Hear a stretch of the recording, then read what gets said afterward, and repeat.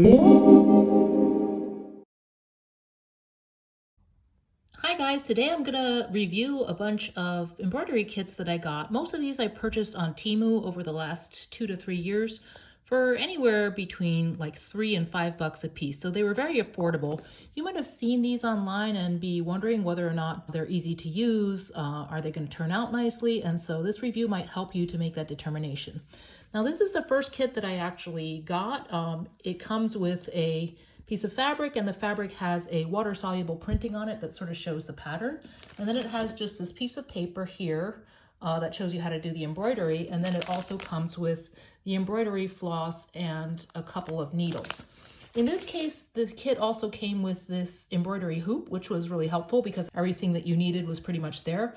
Sometimes I've noticed they don't come with the embroidery hoop. Usually if they don't come with the hoop, they tend to be a little bit cheaper.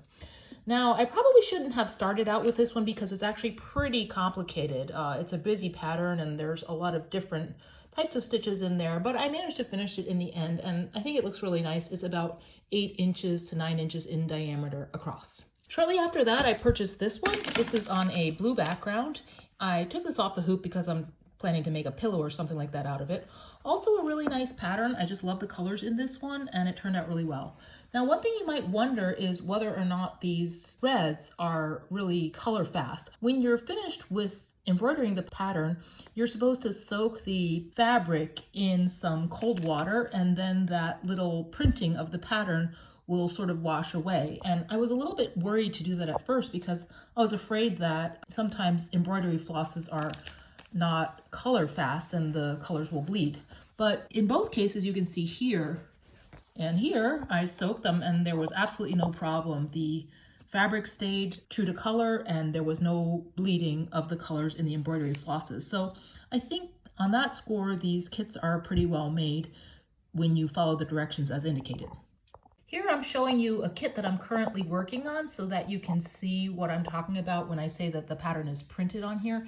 You see these kind of blue outlines? That's the water-soluble printing ink that's used to outline the pattern.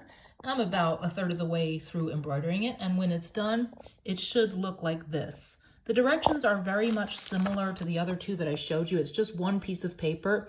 It has a couple of very small descriptions of the stitches. If you're a person with some embroidery experience, I think you should have no trouble following it because the stitches are pretty simple, like a satin stitch, French knots, and so on, but they do have a little bit of directions for how to do that.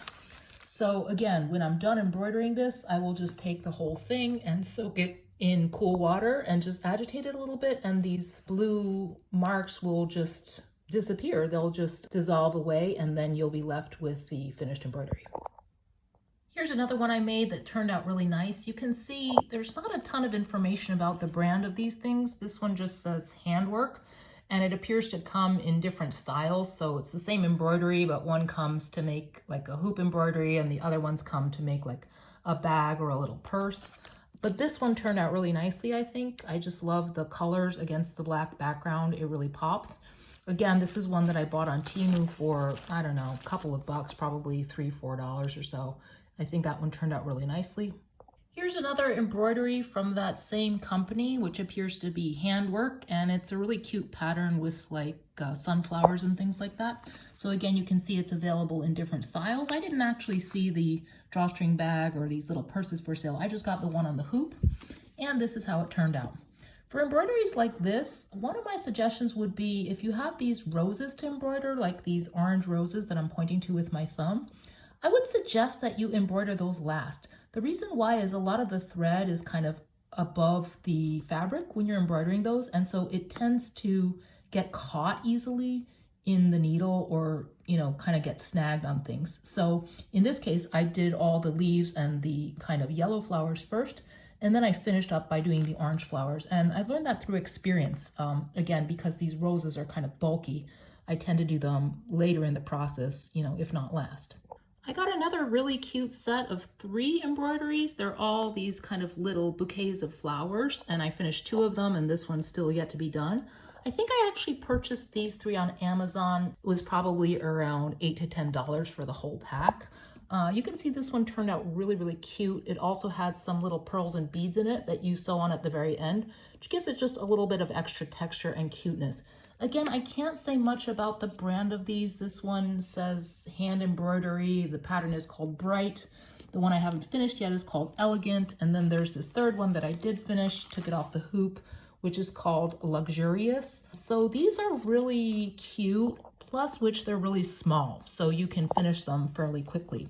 One thing that I'll note about all of these kits, not just the small ones, I end up with quite a lot of embroidery floss left over. So if you wanted, you could probably recreate a similar design with your leftover embroidery floss, because really I had quite a lot left over. Here's one of the other patterns. Look at that huge amount of floss that I didn't end up using. So you could use those nicely color matched flosses to create another design similar to the original one. I suppose you could even use the sketch on the package to try to almost recreate that pattern if you were clever enough.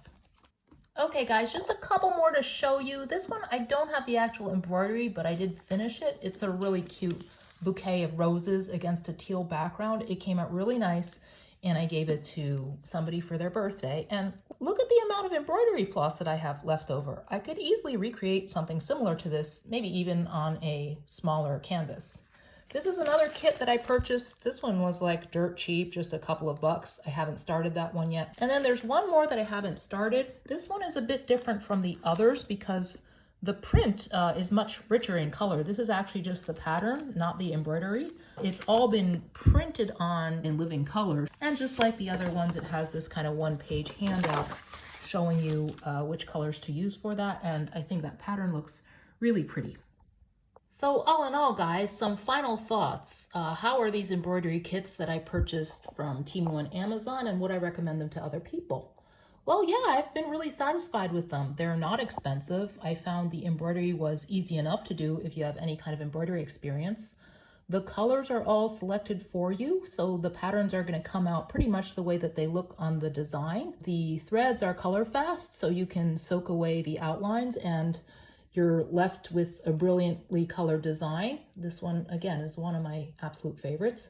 When you're purchasing these, I would take a look at a few things. First of all, do they come with an embroidery hoop or not? So for example, this one just comes with the fabric and the threads, but it doesn't come with the embroidery hoop. So you'd either have to have your own hoop or purchase a hoop in the right size to do the embroidery with. I happen to have some embroidery hoops at home. These are just real cheap plastic ones, so I can use those for those embroideries. So just look at the description carefully before you buy it to see whether or not they have the embroidery hoop, whether they have everything that you're gonna need.